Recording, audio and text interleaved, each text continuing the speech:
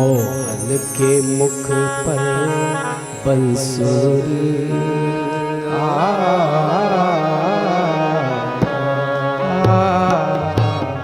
मोहन के मुख पर बंसुरी राधा के मन की पुकार। मोहन के मुख पर बंसुरी राधा के मन की पुकार। प्रवाहित स्वर्गधारा अनुपम रास की रसवंती सरगा। प्रवाहित स्वर्गधारा अनुपम रास की रसवंती सरगा। साने पमरे सारे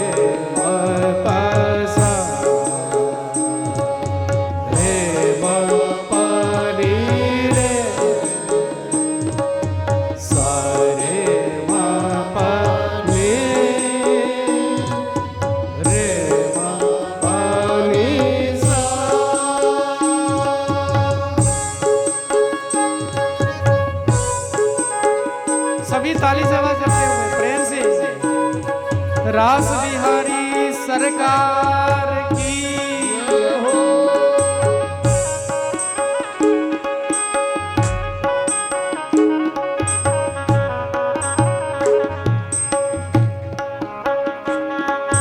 देखो जहाँ देखो वहाँ जोड़ी गीत प्रीत की।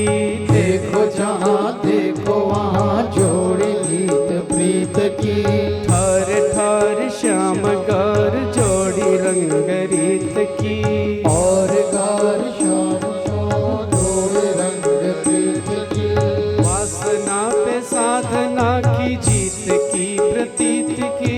वासना पे साधना की जीत की प्रतीत की। अंश मात्र छाया नहीं रास पे अनीति की। अंश मात्र छाया नहीं रास पे अनीति की। सोलह कलाएं चंद्र की।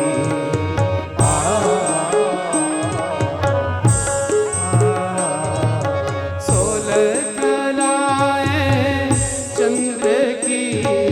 पूनम का 16 श्रृंगार। सुंदरम मधुरम का चतुर्दिक गूंज रही छम छम।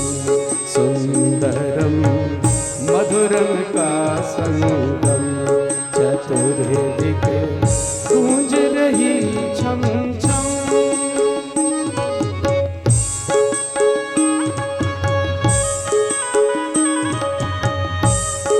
रासेश्वरी श्री राधिका महारानी की।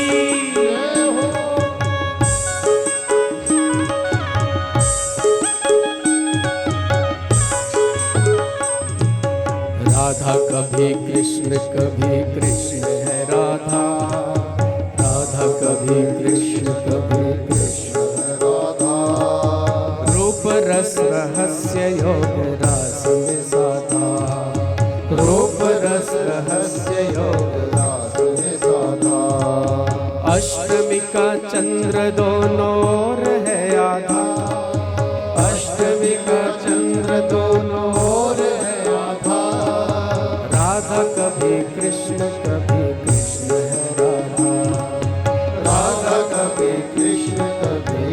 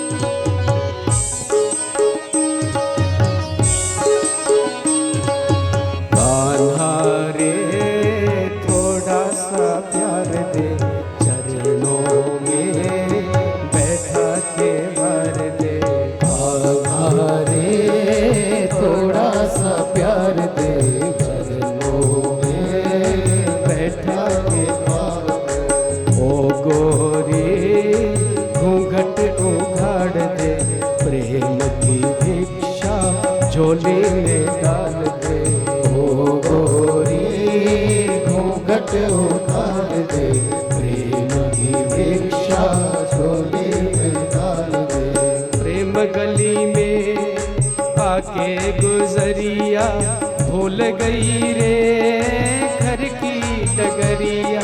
प्रेम गली में आके गुजरिया भूल गई रे घर की डगरिया। जप तप साधन तन मन जीवन सब तुझे अर्पण प्यारे सावरिया। जप तप साधन तन मन जीवन सब तुझे अर्पण प्यारे सावरिया। माया का तूने रंग ऐसा डाला बंधन में बंध गया बांधने वाला। माया का तूने बंधन ऐसा डाला बंधन में बंध गया बांधने वाला। कौन रमापति कौन ईश्वर मैं तो हूँ गोकुल का ग्वाला। कौन रमापति कौन ईश्वर मैं तो हूँ गोकुल का ग्वाला। ग्वाला रे थोड़ा सा प्यार दे ग्वालिन का जीवन संवार दे। ग्वाला रे थोड़ा सा प्यार दे ग्वालिन का जीवन संवार दे। आत्मा परमात्मा के मिलन का मधुमास है यही महारस है यही महारस है। आत्मा परमात्मा के मिलन का मधुमास है यही महारस है यही महारस है। त्रिभुवन का स्वामी भक्तों का दास है यही महारस है यही महारस है। त्रिभुवन का स्वामी भक्तों का दास है यही महारस है यही महारस है। कृष्ण कमल है राधे सुबास है यही महारस है यही महारस है। कृष्ण कमल है राधे सुबास है यही महारस है यही महारस है। इसके अवलोकन की युग युग को प्यास है यही महारस है यही महारस है यही महारस है यही महारस है यही महारस है यही महारस है यही महारस है यही महारस है यही महारस है यही महारस है यही महारस है यही महारस है यही महारस है यही महारस है यही महारस है यही महारस है। सृष्टि की कण कण में इसका आभास है यही महारस है यही महारस है यही महारस है यही महारस है। तारों में नर्तन तारों में नर्तन फूलों में उल्लास है यही महारस है यही महारस है यही महारस है यही महारस है यही महारस है यही महारस है। ओ मुरली की प्रतिध्वनि दिशाओं के पास है यही महारस है यही महारस है यही महारस है यही महारस है यही महारस है यही महारस है यही महारस है यही महारस है। ओ आध्यात्मिक चेतना का सब में निवास है यही महारस है यही महारस है यही महारस है यही महारस है ओ आध्यात्मिक चेतना का सब में निवास है यही महारस है यही महारस है यही महारस है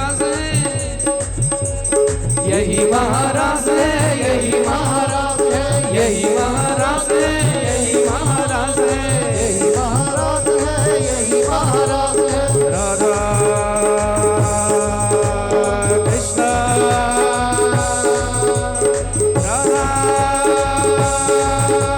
कृष्ण राधा कृष्ण राधा कृष्ण राधा कृष्ण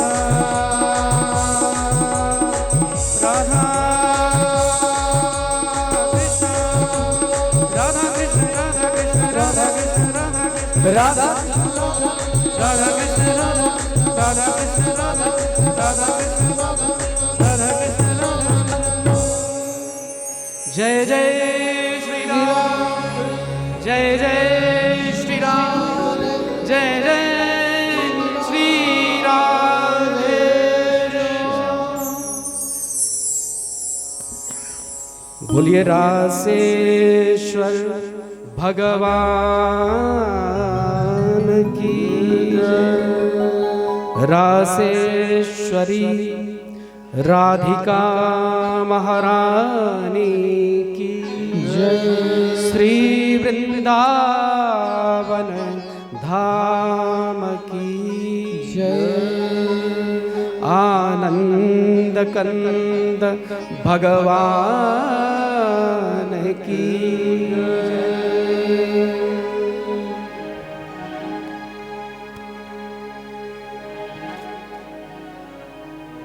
आध्यात्मिक चेतना का सब में विकास है, यही महारास है, यही महारास है। सब में आध्यात्मिक चेतना का प्रस्फुरण करने के लिए ये महारास है।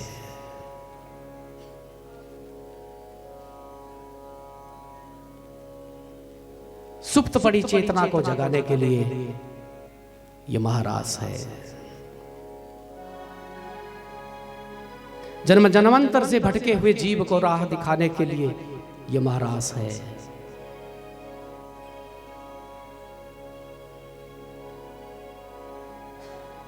श्री ठाकुर जी ने जो नृत्य किया था, अर्बुदम षट्कोटि नाम मुनि भी कथिते विधे,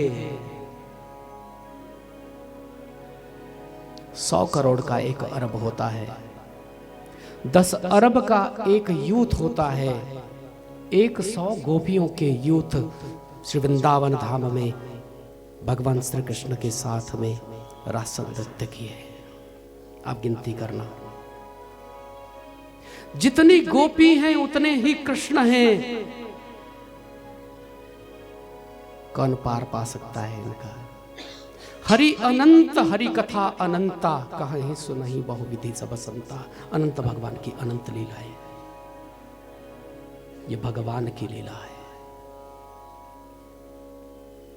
जो हमारी तुच्छ बुद्धि में पकड़ में नहीं आ सकती है। इसलिए बुद्धि से पकड़ने का इसको प्रयास भी मत करना। ये उदार हृदय का विषय है, ये खुले हृदय का विषय है। खुले हृदय से इसको एक्सेप्ट करना, सहज भाव में इसको प्रवाहित करना अपने हृदय में, तो कृष्ण रस के एक बिंदु का स्पर्श हमें मिलेगा और वह आह्लाद होगा, वह आनंद होगा जो विरले को प्राप्त होता है, जो गोपी को प्राप्त होता है। रासमंडल में तो प्रवेश करने के लिए भोलेनाथ को भी नथनिया वाली गोपी बनना पड़ता है। प्रेम सरोवर में उनको डुबकी लगानी पड़ी और नथनिया वाली गोपी बने थे, तो ही रास में प्रवेश मिला है। बिना गोपी बने रास समझ में नहीं आ सकता। रास के लिए गोपी भाव अपने मन में लाना ही होगा। ये एलिजिबिलिटी है, ये योग्यता है रास में प्रवेश करने की। और गोपी कोई लहंगा फरिया पहनने वाली नारी है, औरत विशेष है, इस बात को मन से बिल्कुल निकाल देना। गोपी ना तो नारी है ना ही पुरुष है, गोपी एक भाव है। गोपी कोई शरीर नहीं है।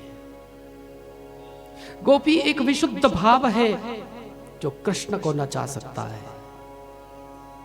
ऐसा विशुद्ध, ऐसा पवित्र भाव अगर हमारा बने तो कृष्ण भी नृत्य करे।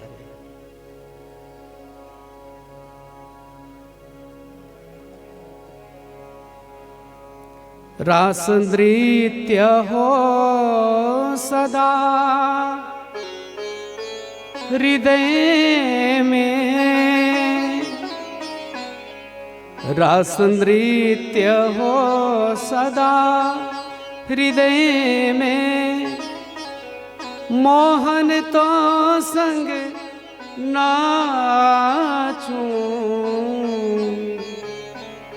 हे परमेश्वर सब घटवासी, तुमसे ये वर मांगू। सदैव सदैव प्रभु के चरणों में झुक करके प्रणाम करिए, वंदन करिए और ठाकुर जी से एक वर मांगिए कि रास नृत्य हो सदा हृदय में और मोहन तो संग नाचूं। ऐसा मेरा जीवन बने तो हृदय में गोपी भाव प्रविष्ट हो जाए। और ये गोपी भाव ही तो कृष्ण को नचाने वाला है जी। केवल कृष्ण मिलन नहीं, कृष्ण को नृत्य करवाता है भाव, नचाता है कृष्ण को। प्रश्न हुआ था जो होना नहीं चाहिए था, लेकिन हुआ भागवत में।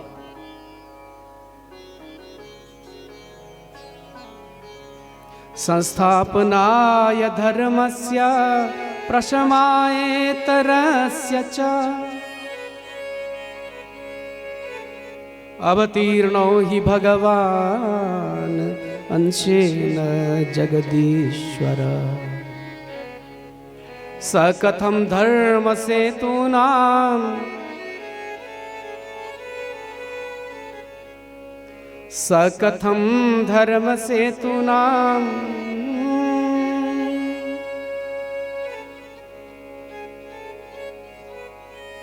धर्म की संस्थापना के लिए भगवान का अवतार होता है।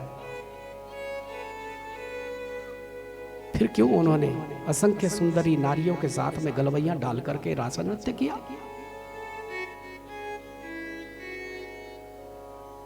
वक्ता कर्ता विरक्षितः प्रतीपम आचरत ब्रह्मन परदारा विमर्शनम। परदाराओं के साथ में उन्होंने क्यों नृत्य किया, क्यों नाचे? सुखदेव जी ने कहा था, राजन आज तक तुमने अनेकों प्रश्न किए मुझसे, लेकिन आज तुमने जो प्रश्न किया है ना, ये प्रश्न सुनकर के मुझे बहुत दुख हुआ, बहुत दुख हुआ। ये तुम्हारे मुख से नहीं निकलना चाहिए था परीक्षित, लेकिन मैं जानता हूं कि तुमने जो कलयुग में आने वाले जो दुर्बुद्धि लोग हैं ना, उनकी समस्या का निराकरण करने के लिए ये प्रश्न किया है। क्योंकि कलयुग में जो छोटी बुद्धि वाले लोग होंगे, उनकी पकड़ में कभी बात आएगी नहीं। आज तक सच में आ भी नहीं रही है। जय श्री कृष्ण बोल आई नहीं रही है। लोग न जाने कैसी कैसी बातें करते प्रभु के बारे में भी। श्री ठाकुर जी को भी आक्षेपित कर देते लोग, न जाने कहां कहां उदाहरण देते वो रास का।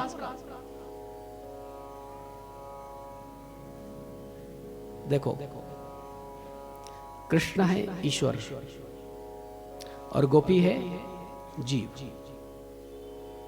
और कृष्ण केवल मात्र ईश्वर नहीं है, इनका एक नाम है योगीश्वर ईश्वर। बहुत ध्यान से सुनना आप। भगवान श्री कृष्ण का एक नाम है योगीश्वर ईश्वर।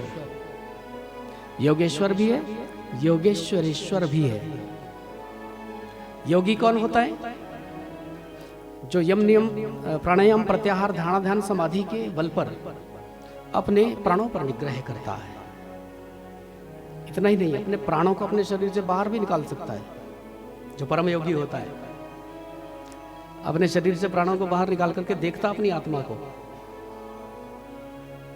और जो योगीश्वर होता है, ऋषभ देव के जो 100 पुत्र हुए ना, उनमें से 9 हैं योगीश्वर। कबीर हरिर अंतरिक्ष विपलायन इत्यादि, ये योगीश्वर है। जो योगीश्वर होता है वह अपनी आत्मा को शरीर से निकाल करके ब्रह्मांड का चक्कर लगा करके आ जाता है। ये योगीश्वर की सामर्थ्य है। तो कृष्ण योगेश्वर ईश्वर है, वो इन योगीश्वरों के भी ईश्वर है। योगीश्वरों के भी ईश्वर है। देखो योग क्या होता है, आप संक्षेप में समझना। योग माने जोड़, योग माने जमा करना, यानी कि ऐड करना, जोड़ना। हम आपको एक क्वेश्चन दे रहे हैं, आप ये ऐड करना। 10 जमा क कितना होता है? What is the sum of 10 and x? Hurry up, जल्दी आंसर चाहिए। 10 प्लस x,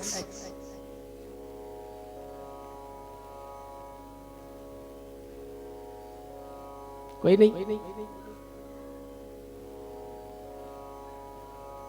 10 प्लस 5, हाँ 15। अब जल्दी बोल रहे। ये 10 प्लस 5 क्यों हो गया? 10 प्लस x क्यों नहीं हुआ? यही तो छुपा हुआ है ये। 10 प्लस x क्यों नहीं हो रहा है? बोले इनमें समानता ही नहीं है। एक कांस्टेंट है, एक वेरिएबल है, एक अचर है, एक चर है। अचर और चर कैसे मिलेगा? 10 प्लस 5 क्यों मिले? बोले दोनों ही अचर है ना, इसलिए मिल गए। तो दोनों एक समान होने चाहिए ना, तभी मिलेंगे। मैं अगर कहता कि 10x प्लस x, तब आप बोल देते 11x, क्योंकि 10 भी x है और 1 भी x है, या 5 भी x है, तो हो जाता। लेकिन एक और तरह का, एक दूसरी तरह का, वो जुड़ेगा कैसे जी? एक समान वस्तुओं में योग होता है, पहला नियम सामने आया। दूसरा नियम, जब 10 प्लस 5 हमने बोला था वो 15 हो गया। अब हम आपसे पूछे कि 15 किस किस का जोड़ है, किस किस का सम है, वो किस किस को जमा करके बनता है? आपके पास बहुत सारे उत्तर होंगे, एक उत्तर नहीं होगा, बहुत सारे उत्तर होंगे। हमने लिखा था 10 प्लस 5 इज इक्वल टू 15, हमने 10 प्लस 5 मिटा दिया। अब किसको पता है कि 10 प्लस 5 लिखा था, कि 9 प्लस 6 लिखा था, कि 13 प्लस 2 लिखा था, कि 14 प्लस 1 लिखा था? किसको पता है? अर्थात जब योगफल हो जाता है, योग के अवयवों का कोई महत्व नहीं रहता। उनको मिटा दो भले, उनका कोई महत्व नहीं। फिर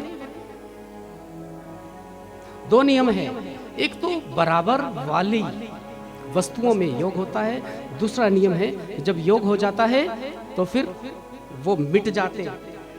जिनका योग होता है वो मिट जाते, वो समाप्त हो जाते, फिर योग फल बन जाता है। आपको कुछ समझ में आई बात?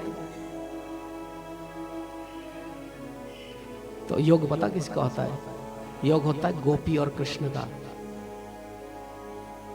गोपी और कृष्ण का, योगी और ईश्वर का, भक्त और भगवान का, जीव और ब्रह्म का, शिव और शक्ति का, आत्मा और परमात्मा का। ये होता है योग, क्योंकि वो है एक जैसी वस्तुएं, एक जैसी वस्तुएं हैं, इसलिए योग हो रहा है। क्या शरीर और परमात्मा का योग हो सकता है? शरीर तो नश्वर है, परमात्मा अनश्वर है, तो शरीर और परमात्मा का योग कभी नहीं हो सकता है, क्योंकि ये एक जैसी वस्तुएं है नहीं, इसलिए शरीर के साथ नृत्य हुआ ही नहीं। आपकी शंका के अगर मैं निवारण कर दूं, जितनी गोपियां भगवान श्री कृष्ण के साथ में नृत्य की थी वृंदावन में, वो तो एक रूप में घर में ही थी, शरीर में तो घर में ही थी, किसी ने जाते हुए देखा ही नहीं उनको। तो ये नृत्य किसका था? ये नृत्य आत्मा और परमात्मा का था। ये आत्मा और परमात्मा का मिलन है, यही महाराज है, यही महाराज है। दूसरी बात, आप कहेंगे हमारी समझ में नहीं आती, हम मोटी बुद्धि के बालिक हैं, जय श्री कृष्ण बोलो, तो फिर मोटी बुद्धि से समझो। कृपालु जी बड़ी सुंदर बात कहते, बोले गधे की अकल से समझो, राधे राधे राधे। मोटी बुद्धि से समझो। कृष्ण है ईश्वर, गोपी है जीव, और ईश्वर ही इस जीव को बनाने वाला है। ईश्वर अंश जीव अविनाशी, ईश्वर ही बनाने वाले ना जीव को। मैंने एक मिट्टी का खिलौना बनाया और फिर उसके साथ में नृत्य करने लग गया। बाद में मैंने देखा मेरे हाथ गंदे हो गए, मुझे गुस्सा आया, मैंने तोड़ डाला। क्या मुझे दोष लगेगा? मैंने ही तो बनाया था वो, तो मैं उसके साथ जो मर्जी करूं। जब जीव को बनाने वाला परमात्मा है तो जीव के साथ वो जो मर्जी करे, तुम्हारा क्या जाता है? जय श्री कृष्ण बोलो।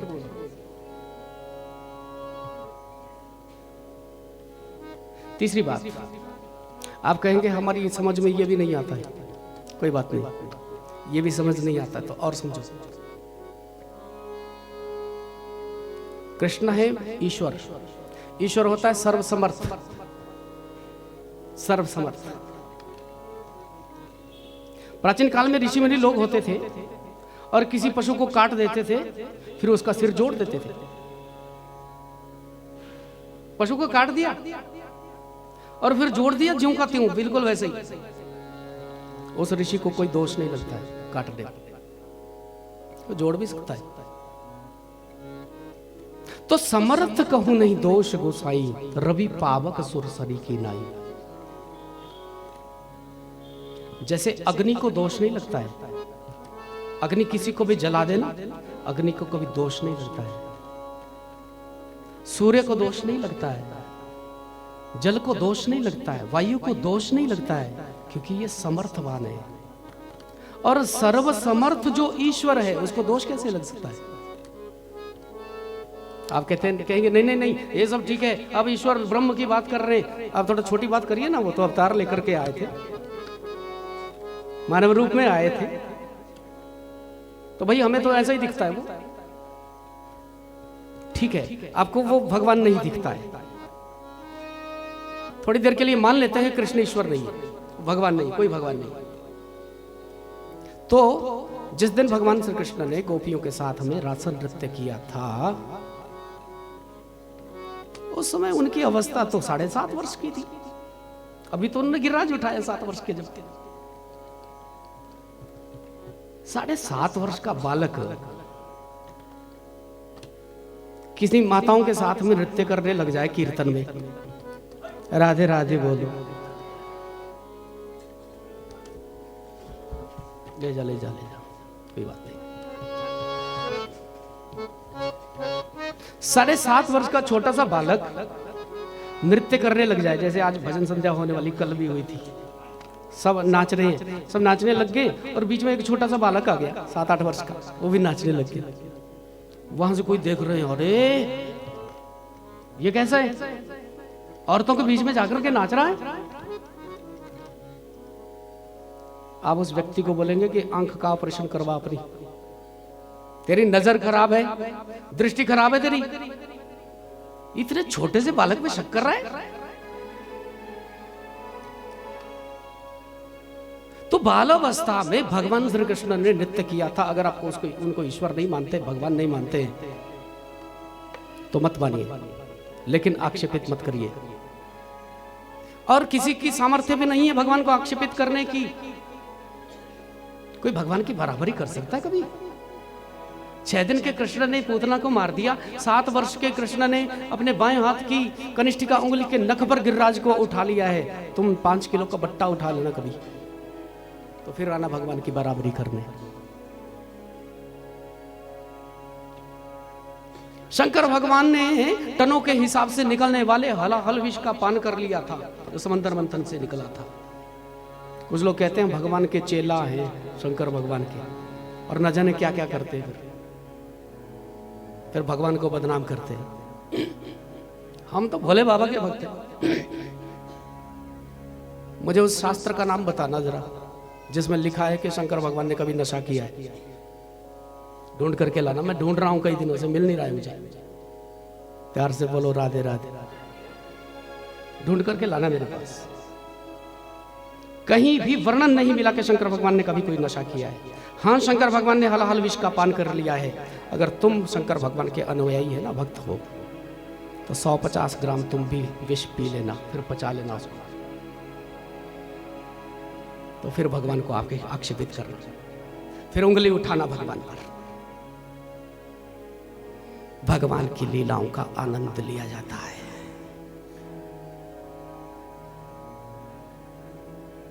यदि कुछ ढूंढना ही है तो उसकी गहराई में जाकर के उसके तत्व को ढूंढिए। अच्छी बात है, गहराई में जाना चाहिए, वैज्ञानिक दृष्टि व्यक्ति की होनी चाहिए, तभी उत्थान हो सकता है, तभी उन्नति हो सकती है। उन्नति रुकनी नहीं चाहिए। हमारा वैज्ञानिक दृष्टिकोण होना ही चाहिए। और हमारे शास्त्रों ने, पुराणों ने, सनातन वांग्मय ने जितनी छूट सब लोगों को, हम सब लोगों को दे रखी है, इतनी छूट कहीं भी नहीं है। किसी भी पंथ में जाकर के देखना, किसी भी मजहब में जाकर के देखना, इतनी छूट कहीं है ही नहीं। यहां तो शुरुआत ही प्रश्नोत्तर से होती है। किसी ग्रंथ की रचना भी प्रारंभ हो रही तो प्रश्नोत्तर से होती है। यहां प्रश्न करने की छूट है। वैज्ञानिक दृष्टिकोण यदि है तो सनातन में ही है, और वैज्ञानिकता भी सनातन में ही है। और ऐसी वैज्ञानिकता कि विज्ञान तो उसको छू भी नहीं सकता। जहां विज्ञान की सोच समाप्त हो जाती है ना, वहां आध्यात्मिकता का उदय होता है। आध्यात्मिकता प्रारंभ होती है वहां से। तो प्रेम से कहिए जय श्री कृष्ण। मुझे ज्यादा नहीं उलझना है इसमें। आज रुक्मिणी मंगल भी है, सब तैयारी हो रही है, झांकी तैयार है। प्रेम से कहिए जय श्री कृष्ण। भागवत में सुदर्शन शंखचूड़ उद्धार की कथा आई है, फिर युगल गीत का वर्णन हुआ है।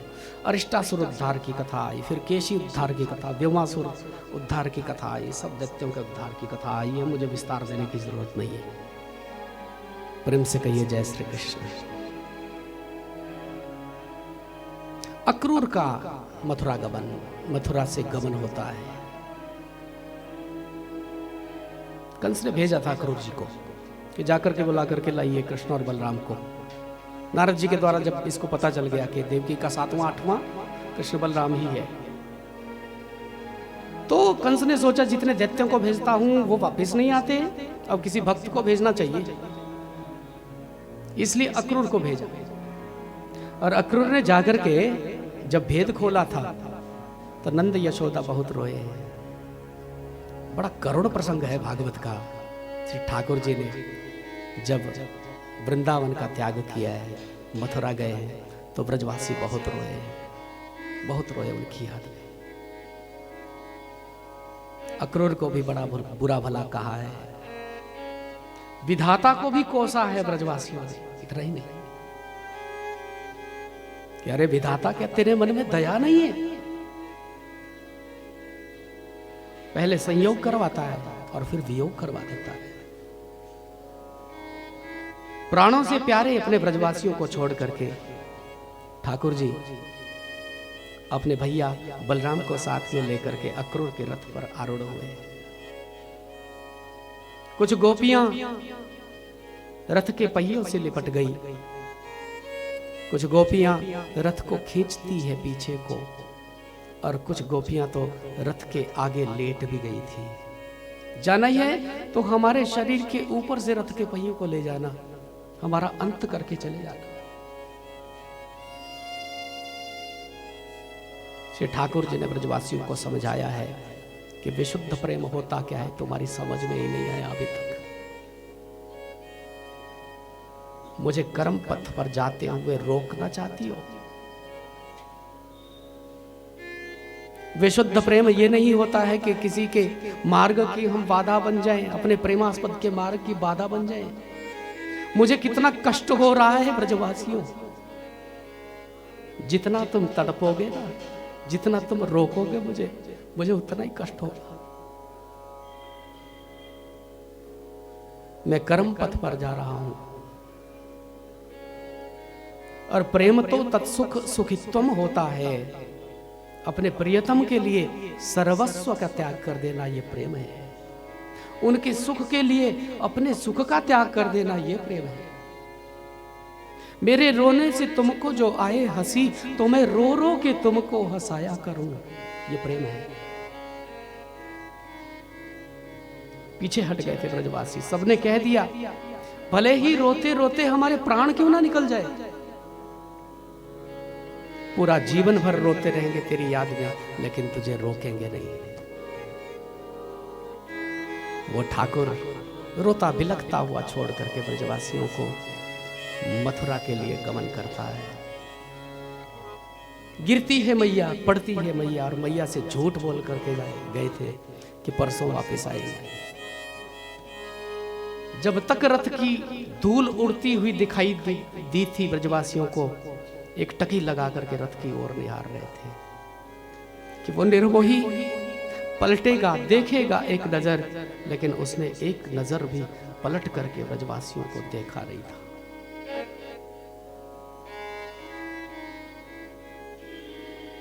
जमुना में अक्रूर को दर्शन दिया है, उनका जो संशय था वो मिट गया है।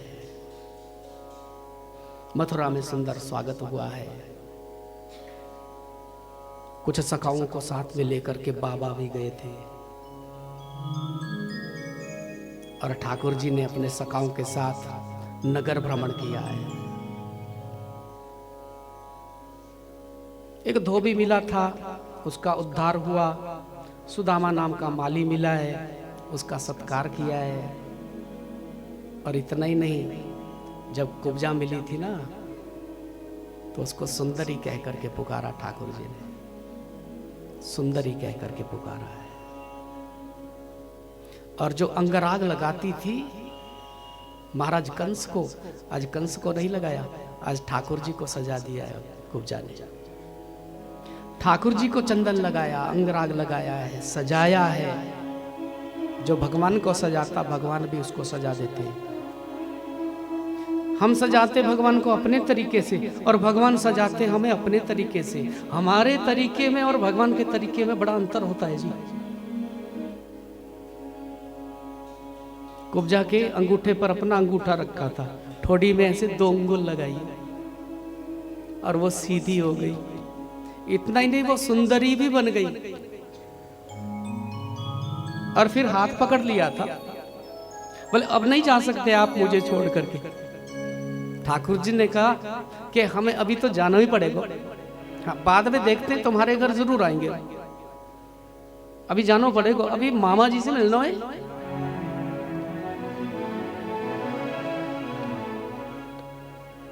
और कृष्ण बलराम उस कक्ष में भी पहुंचे थे जहां पर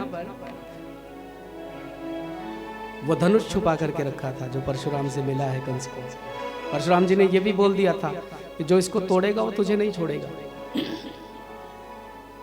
और द्वारिकाधीश ने, भगवान ने, ठाकुर जी ने जब उस धनुष को उठाया था वो टूट गया। आवाज हुई, मंत्रियों से पूछा कंस ने कि क्या हुआ है। सबने कहा महाराज जी धनुष टूट गया। अब घबरा गया, बोले वो आ रहा है। नारद जी ने बता दिया था काला काला होगा, वो मुरली वाला होगा। अब तो बस भजन शुरू, काला काला मुरली वाला, मुरली वाला, मुरली वाला। और भजन जब तीव्र हो जाता है तो भगवान जल्दी मिल जाते हैं। ये तीव्रतम भजन होने लगा, बस उसी की याद, उसी की याद, उसी की याद कि वो आ रहा है। तो आए थे दरबार में। जैसे ही दोनों बालक मुख्य द्वार पर पहुंचे हैं, कुबलिया पेड़ नाम का हाथी, इसको मदिरा पिलाई गई है, महावत बैठा है। कंस ने इशारा किया कि कुचलवा दो बालकों को। जैसे कुबलिया पेड़ हाथी सामने आया है, भगवान श्री कृष्ण आगे बढ़े हैं, थोड़ा छोटे हैं, 11 वर्ष और 56 दिन के तो हैं केवल। हाथी ने सुंड में उठा लिया था। ठाकुर जी ने कहा ये बहुत बढ़िया हुआ, मैं ऊपर नहीं पहुंच रहा था। जैसे सुंड में उठाया, उन्होंने दांतों से पकड़ लिया था कुबलिया पेड़ को और फिर पटक दिया। और जैसे पटका था तो महावत नीचे आ गया। अब उसका क्या हश्र हुआ होगा, आप ही विचार करना। जय श्री कृष्ण बोल। हाथी का भी उद्धार हो गया। चाणूर ने कहा सबसे पहला आज जो मल्ल युद्ध होगा मेरा और कृष्ण का होगा। ठाकुर जी ने कहा बोले हम लड़ने थोड़ी आए हैं यहाँ पर, हम तो मेला देखने आए, और इतने छोटे बच्चे के साथ में तुम्हारा युद्ध कैसे हो सकता है, आप इतने बड़े पहलवान हैं। चाणूर ने कहा बोले बहुत ज़्यादा ज़रूरत नहीं चालाकी करने की, हम सब जानते हैं। जब 6 दिन का दूध पीता था तो पूतना को मार दिया, फिर शक्टासुर को मार दिया, फिर तृणावर्त को मार दिया, कितने कितने बलशाली दैत्य गए। जाकी रही भावना जैसी, प्रभु मूरत देखी तिन तैसी। अब वहां दरबार में ठाकुर जी का दर्शन हो रहा है। जिसकी जैसी जैसी भावना वैसा ही दर्शन हो रहा है। स्त्रियों को अपने पुत्र के रूप में दिख रहे हैं, माताओं को पुत्र के रूप में दर्शन हो रहा है, और वीरों को वो वीर दिखाई दे रहे हैं। कंस को महाकाल दिख रहे हैं। चाणूर ने जबरदस्ती श्री ठाकुर जी को पकड़ लिया था, दोनों गुत्थम गुत्था हुए, दोनों में मल्ल युद्ध प्रारंभ हुआ। भगवान ने तो एक ही घूंसा धरा था और चाणूर के मुख से खून की धार निकल गई। बोलिए भक्तवत्सल भगवान की। मुष्टि कूट शल तोशल इत्यादि के एक से एक पहलवान हैं। कंस ने आज्ञा दी, बोले मरने मारने के लिए, ये मल्ल युद्ध थोड़ी था। दोनों पर टूट पड़ो। जब सबने आक्रमण किया तो बलराम जी ने हल धारण किया था, एक एक को पटक दिया, और ठाकुर जी बीच बीच में से निकले और वो कंस के पास पहुंचे हैं। 7 पौड़ियां ऊपर चढ़ करके गए, कंस को केशों से पकड़ लिया, मुकुट दूर जा करके गिर गया। कंस ने कहा अन्याय है, अधर्म है, ये अच्छा नहीं है, हमें केशों से क्यों पकड़ते हो? ठाकुर जी ने कहा बोले ऐसे ही पकड़ा था मेरी माता को भी आपने। विवाह के समय में वो गिड़गिड़ाती रही, रोती रही, आपने कोई ध्यान नहीं दिया। उस समय धर्म याद नहीं आया, उस समय न्याय याद नहीं आया। अब बड़ी धर्म की याद आती है। मैं सब जानता हूं धर्म क्या है, अधर्म क्या है। और कंस को आकर के बीच अखाड़े में पटका है। वो घूंसे पर घूंसे धरते हैं, कंस पर कोई प्रभाव ही नहीं होता, वो हंसता ही जाता, हंसता ही जाता है। अब ठाकुर जी उछल करके आए थे, त्रिलोकी का भार लेकर के आए हैं, कंस की छाती पर आरूढ़ हो गए तो रक्त वमन होने लगा है और कंस का उद्धार हो गया है। बोलिए भक्तवत्सल भगवान की जय। जय जयकार हो गई है, देवताओं ने पुष्प वृष्टि करी है।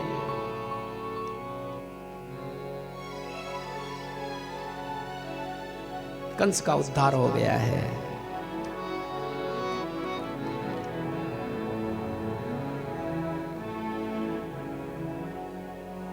उग्रसेन को जेल से मुक्त करवाया। क्रांति तो तब आ गई जब ठाकुर जी ने अपने हाथों से देवकी और वसुदेव की हथकड़ियां बेड़ियां खोली है, और मां देवकी ने श्री ठाकुर जी को जब देखा है अंक में भर लिया। अश्रु प्रवाहित होने लगे और रोते रोते माता ने श्री ठाकुर जी के सिर को भिगो दिया है।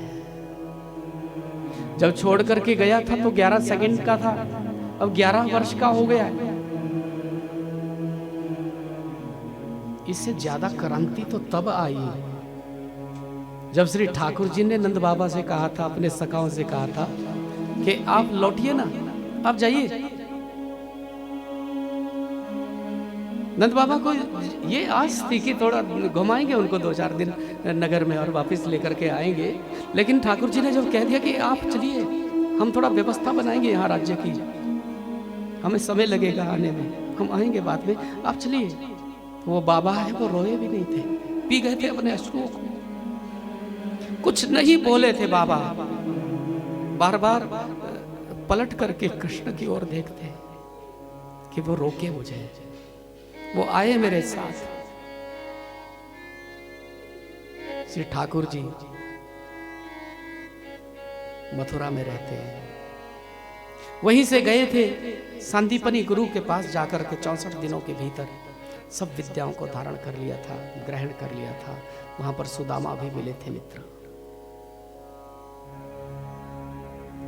वर्षों बीत गए, वो मथुरा में रहते हैं, ब्रजवासियों की याद करते हैं। एक दिन रो रहे थे अपने कक्ष में बैठे बैठे। माँ देवकी जब भोजन की थाली लेकर के आई, उसमें माखन दिखा है तो कृष्ण हिलकियों से रो पड़े। मैया यशोदा की याद आ गई, जिसको झूठ बोला था कि परसों आऊंगा, वर्षों बीत गए, वो गए। अपने छोटे छोटे सखाओं को झूठ बोला था कृष्ण ने। रह रह करके याद आती है किशोरी जी की, रह रह करके याद आती है उन गोपियों की जो कृष्ण के कहने पर 2 कदम पीछे हट गई थी। ठाकुर बोलने लगे, मैंने बहुत समझाने का प्रयास किया, लेकिन वो रोते ही जाते हैं। इतने में आ गया था बृहस्पति का पुत्र उद्धव, बुद्धि महाज्ञानी उद्धव, साक्षात बृहस्पति का शिष्य है। शिष्य साक्षात बृहस्पति, ज्ञानी उद्धव है। उद्धव ने कहा, मैया ये ठाकुर जी क्यों रो रहे, मेरे प्रभु क्यों रो रहे? मां देवकी ने कहा था कि बेटा मुझे नहीं मालूम, हाँ जरूर सेवा में त्रुटि रह गई होगी, क्योंकि मुझे ये सद्भाग्य प्रदान नहीं किया परमात्मा ने। मैं बालकों को पालना ही नहीं जानती, मुझे मालूम ही नहीं छोटे बच्चों को कैसे रखा जाता, कैसे उनका ख्याल रखा जाता, कैसे वात्सल्य किया जाता है, मुझे पता ही नहीं है। सेवा में कमी रह गई होगी, वो रोता ही जाता है। उद्धव ने कहा, मैया कोई बात नहीं, आप जाइए ना बाहर, मैं पूछता हूं इनको। कभी मित्रों की बातें होती है, वो मित्रों से ही कही जाती है, मैं जान लूंगा कि क्यों रो रहे हैं, आप बाहर जाइए। माता देवकी जैसी बाहर गई थी, दरवाजा बंद कर लिया था उद्धव ने, और फिर पास आकर के बोलते, बोले ये कौन सा नाटक है आपका? ठाकुर जी ने कहा, बोले नाटक नहीं है उद्धव, मुझे सचमुच ही आज ब्रजवासियों की बहुत याद आ रही है। के ओधो मोही ब्रज विसरत नाही, हंस सुता सो सुंदर कलरव, अरु कुंजन की छाई। मैं लाख कोशिश करता हूं उद्धव, लेकिन भूल नहीं पाता हूं, वो याद मेरे हृदय में नासूर बन गई, वो खचोटती है मुझे। मेरे सामने चेहरा आ जाता है उन सब ब्रजवासियों का, जिनको बिलखता हुआ तड़पता हुआ छोड़ करके मैं आ गया था। उद्धव तुम ज्ञानी हो, तुम जाना ब्रज में, और वृंदावन जाकर के मेरी मैया मेरे बाबा को मेरा कुशल समाचार देना, उनका कुशलता का समाचार लेकर के आना, मेरे सखाओं से मिलना। गोपियों को तुम थोड़ा उपदेश देना ज्ञान का, वो समझ लेंगी। गोपियों को उपदेश देना और आ जाना। कहा घनश्याम ने ओधो से, वृंदावन जरा जाना, वहां की गोपियों को ज्ञान का कुछ तत्व समझाना। विरह की वेदना में वे सदा बेचैन रहती है, तड़प कर आह भरती है और रो रो के कहती है, घनश्याम तुम न आए